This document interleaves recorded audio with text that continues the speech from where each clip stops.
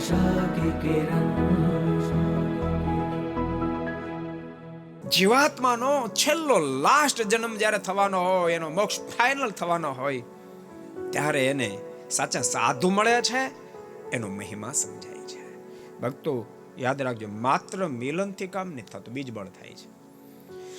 સાધુ તો શું, પણ પરમાત્મા પ્રગટ મળે, એનો મહિમા ન સમજાય તો બીજબળ થાય, મુક્તિ ન થાય. અમારા શબ્દ નથી, સ્વયં ભગવાન સ્વામિનારાયણ લોયાના 7મા વચનામૃતમાં બોલ્યા છે. ભગવાન શ્રી હરિએ કહ્યું છે કે માત્ર મિલનથી નહીં, માત્ર દર્શન કરે અથવા તો એની વાત સાંભળે, એથી કરીને જીવાત્મા મોક્ષ પથમાં પાર નથી ઉતરી શકતો. પણ મહિમાની સાથે દર્શન કરે અને સાંભળેલી વાતની જન્મમાં ચરિતાર્થ કરે તો મોક્ષ પથમાં પાર ઉતરી શકે છે.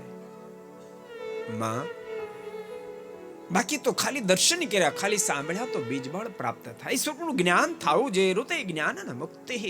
માં જ્યાં સુધી એનું જ્ઞાન ન થાય, એની મહત્તા ન સમજાય, એમાં પ્રેમ ન થાય, ત્યાં સુધી મુક્તિ પથ શક્ય નથી. તમે વિદિત્વાતિ મૃત્યુમેતિ નાન્ય પંથા વિદ્યતે યનાય.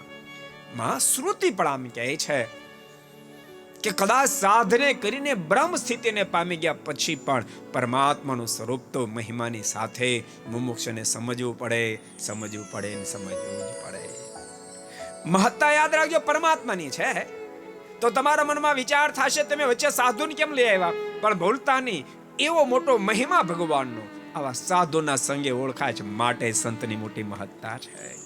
को पसंद आया हो तो लाइक करें और शेयर करना मत भूलिए. सब्सक्राइब करें सरदार कथा चैनल को और बेल आइकॉन पर क्लिक करना मत भूलिए लेटेस्ट वीडियो सबसे पहले पाने के लिए.